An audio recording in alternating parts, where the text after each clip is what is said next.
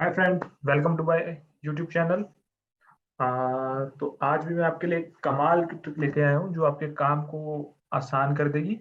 इस ट्रिक इसमें हम वीबीए का यूज करेंगे। वीबीए की हेल्प से, यानी कि अगर हम मान लीजिए हमारे पास ये डेटा है। अगर मैं आपको डेटा टैब दिखाऊं तो मेरे पास ये डेटा है। ये मेरे पास पूरे फाइनेंशियल ईयर का डेटा है। अब मुझे क्या करना होता है, मुझे एक डेट से लेकर दूसरे डेट का चाहिए, यानी कि 1 अप्रैल 2021 से 30 अप्रैल 2021 का चाहिए। अब मैं यहाँ क्या करूंगा, यहाँ पर पहले तो फिल्टर लगाऊंगा, फिर फिल्टर सिलेक्ट करूंगा कि मुझे कब का चाहिए, अप्रैल का चाहिए। अगर अप्रैल में 15 दिन का चाहिए तो हमें बारी बारी यहाँ फिल्टर लगाना पड़ेगा।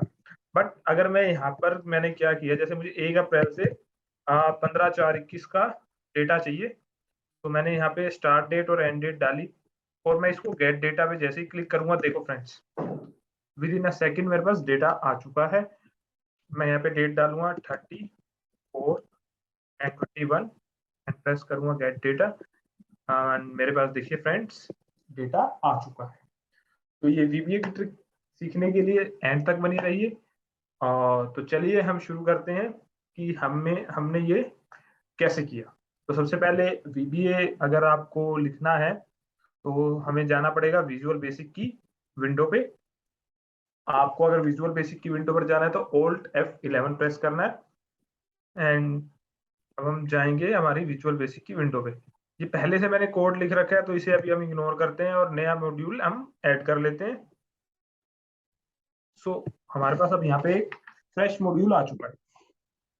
तो हम क्या करेंगे, देखिए अगर हमें कोई भी कोड लिखना है, उसकी स्टार्टिंग करनी है या कोई भी हमें मैक्रो लिखना है, तो सबसे पहले सब्जेक्ट देना होता है। सब्जेक्ट मैं इसका नाम दे रहा हूँ डेट रेंज 1। डेट रेंज 1, ये मैंने इसका सब्जेक्ट का नाम दे दिया। देखिए एंड सब्जेक्ट सबसे पहले आ चुका है। अब मुझे क्या करना है, मैं जब भी कोई कोड शुरू करता हूँ तो वो शुरू करता हूँ एप्लीकेशन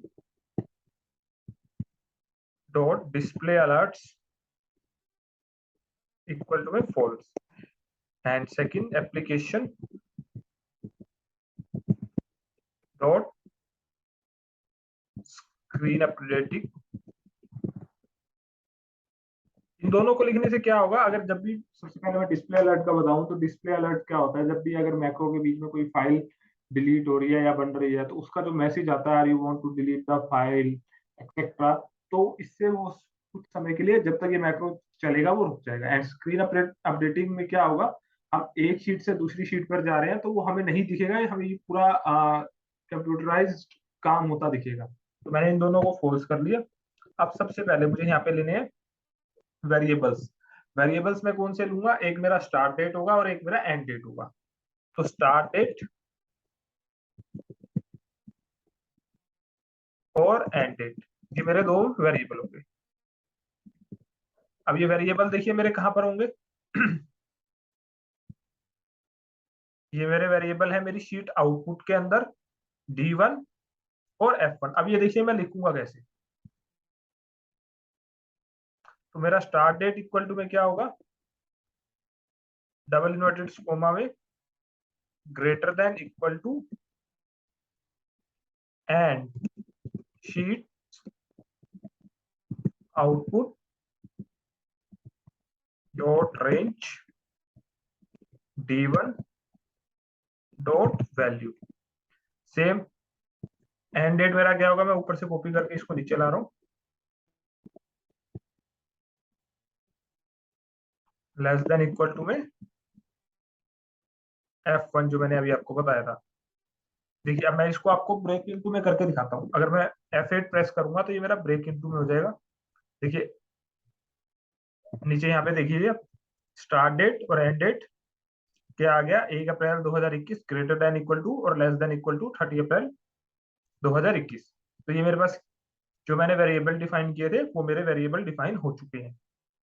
नाउ अब सबसे पहले मुझे क्या काम करना है, सबसे पहले मुझे ये काम करना है कि जो मेरा ये शीट है आउटपुट शीट, इसमें अगर कोई पहले से डेटा है तो वो मुझे हटाना है। तो उसके लिए मैं क्या करूंगा, विजुअल बेसिक में जाऊंगा, यहाँ आके सबसे पहले लिखूंगा शीट्स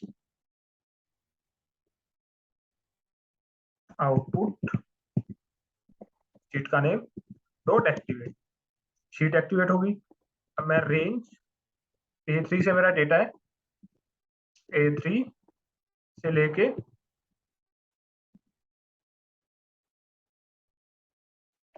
I3 जो मेरी हेडिंग है डॉट सिलेक्ट। अब मुझे नीचे जाना है, range selection dot end exhale down dot select. अब ये मेरा डेटा सिलेक्ट हो चुका है। अब सिलेक्शन, मुझे डेटा को हटाना है वहां से, तो क्लियर कंटेंट। अब ये मेरा वहां से डेटा हट चुका है। इस कोड से मेरा जो है वहां से डेटा हट जाएगा।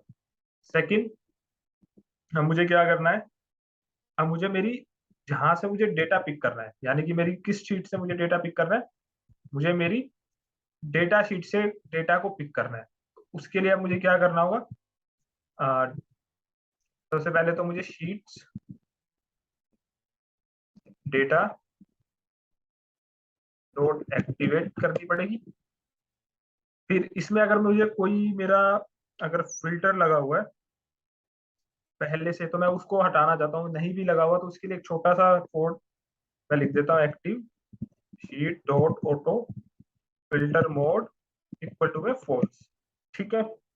अब मुझे क्या करना है, अब मुझे वहां से डेटा को उठाना है। सबसे पहले देखिए, अब आपका डेटा, जैसे यहाँ पे मेरे पास जो डेटा है 217 रो तक है। अब आपके पास जो डेटा हो सकता है वो मतलब 1000 रोज भी हो सकती है, जित काफी रोज हो सकती है।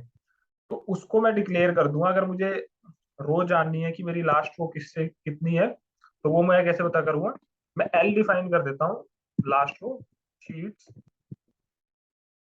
Data dot range and rows dot count dot end excel up dot row. इससे मेरी मुझे लास्ट रो पता लगी, मेरी लास्ट रो क्या है।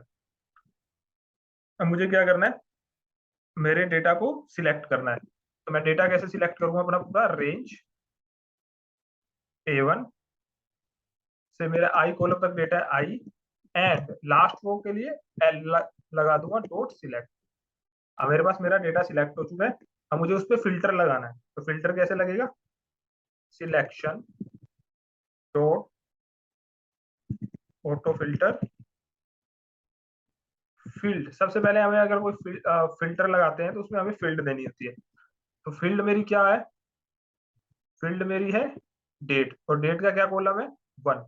तो मैं यहाँ पे क्या दे दूंगा, इक्वल टू में 1। सेकंड, मेरा क्राइटेरिया, क्राइटेरिया मेरा क्या है, पहला क्राइटेरिया है मेरा डेट 1, सॉरी स्टार्ट डेट। तो मैं यहाँ पे दे दूंगा क्राइटेरिया 1 इक्वल टू में स्टार्ट डेट, क्योंकि वह ऊपर जो हमने डिफाइन की थी स्टार्ट डेट।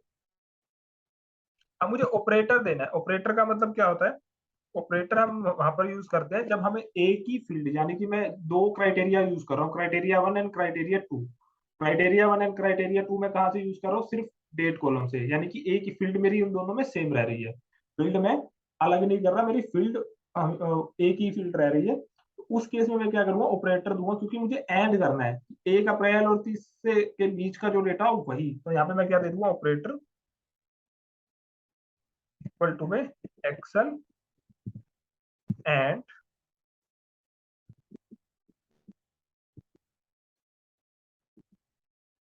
ऑपरेटर मैंने दे दिया एक्सेलेंट। अब मेरी बारी है क्राइटेरिया 2 देने की।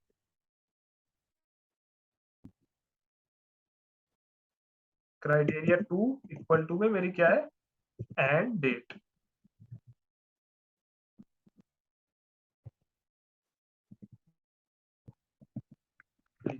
अब ये मैंने फिल्टर कर दिया डेटा को स्टार्ट डेट से एंड डेट के बीच में। अब इसके बाद मुझे क्या करना है, इस डेटा को कॉपी करना है। तो कॉपी करने के लिए मैं क्या करूंगा, रेंज A1 A2 से I2 आई तक मेरे कॉलम से dot select range selection dot end exhale down, नीचे आने के लिए डॉट सिलेक्ट। अब मेरा डेटा सिलेक्ट हो चुका है, अब मुझे क्या करना है, सिलेक्शन डॉट डेटा को कॉपी करना है और कहाँ लेकर के जाना है, लेकर के जाना है मुझे शीट आउटपुट पे मेरी। तो शीट आउटपुट डॉट एक्टिवेट। अब देखिए शीट आउटपुट में मुझे कहाँ डालना है मेरा डेटा, A4 के अंदर। तो ये देखिए sheet output dot activate range A4 dot paste special excel paste values. मैंने यहाँ पे वैल्यूज को मेरी पेस्ट कर दिया। अब application dot cut copy mode जो मेरा ऑन है उसको मैं ऑफ कर रहा हूँ, इक्वल टू में फॉल्स। एंड नाउ मैं जाता हूँ शीट डेटा पे, क्योंकि वहां पे जो है फिल्टर जो होगा आपका वो लगा हुआ होगा। तो वहां से मुझे फिल्टर हटाने के लिए क्या करना होगा, वापिस से कोड रन करना है, क्या active sheet dot auto filter mode equal to में फॉल्स। अब मैंने यहाँ पे फॉल्स कर दिया। नाउ वहां पे मैं रेंज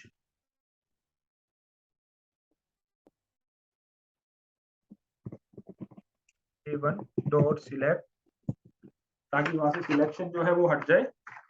एंड वापिस से मैं शीट आउटपुट पे आता हूँ, सिलेक्ट, एंड वहां पे भी मैं आगे रेंज A1 डॉट एक्टिवेट कर रहा हूँ। अब मेरी कोड जो भी पूरा है, VBA का कोड है पूरा हो चुका है। अब लास्ट में मैं इसको क्लोज करने के लिए एप्लीकेशन जो हमने ऊपर डिस्प्ले अलर्ट बंद किए थे वो अब वापस से मैं इसको ऑन कर रहा हूँ, और जो मैंने स्क्रीन अपडेटिंग बंद की थी उसको भी वापस से ऑन कर रहा हूँ। अब ये देखिए मेरा ये जो कोड है वो बन चुका है। अब इसके लिए मैं एक बार यहाँ से डेटा को हटा रहा हूँ। ये मैंने यहाँ से डेटा हटा दिया, यहाँ पे डेटा में मेरे पास डेटा है। अब देखिए ये जो गेट डेटा है, मैं इस बटन को डिलीट करके एक नया बटन बना रहा हूँ। शेप से मैंने कोई भी एक शेप उठा ली, उसको यहाँ पेस्ट कर दिया। उसको बटन की तरह बनाने के लिए नीचे वाला आप जो ये वाली लाइन है, इसमें अगर कोई भी फॉन्ट चूज करेंगे वो आपको बटन की तरह ही लुक देगा। अपने अकॉर्डिंग आप इस पे फॉर्मेटिंग कर सकते हैं किसी भी कलर का, जैसे कि मैं लिख रहा हूँ गेट डेटा, आप कुछ भी लिख सकते हैं। एंड बोल्ड कर रहा हूँ मैं इसको। और अब इसमें मुझे अपना जो मैंने कोड लिखा है उसको असाइन करने के लिए राइट क्लिक करूंगा, असाइन मैक्रो। अभी हमने लिखा है डेट रेंज 1, इस पे क्लिक करूंगा। अब मेरा मैक्रो इसको असाइन हो चुका है। अब मुझे क्या करना है, सिर्फ इस बटन को क्लिक करना है। एंड देखिए मेरे पास जो डेटा है वो यहाँ पर आ चुका है। हमें A3 से डालना चाहिए था, हमने डेटा को डाल दिया A4 से। तो अभी हम इसको करेक्ट करते हैं। तो डेटा हमने कहाँ डाला है, कॉपी किया था जब हमने यहाँ पर, तो हमें डेटा डालना था A3 से। अब हमने इसको करेक्ट कर दिया, A3 कर दिया। मैं वापिस से एक बार डेटा हटा रहा हूँ। अब मुझे डेटा चाहिए 15/4 तक का, मान लीजिए 15/4/21। एंड गेट डेटा पे जैसे ही क्लिक करूंगा,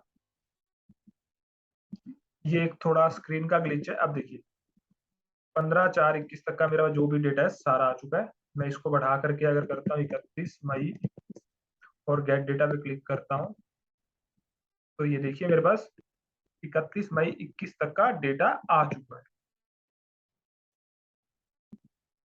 तो उम्मीद करता हूँ ये आपको पसंद आया होगा। अगर आप VBA नहीं जानते, पहली बार ये वीडियो देखी है, तो आप मुझसे ये कोड ले सकते हैं। आप मेरी ईमेल आईडी पे मुझे मेल कर दीजिए, ईमेल आईडी डिस्क्रिप्शन बॉक्स में है। मैं आपको ये फाइल वहीं पर मेल कर दूंगा।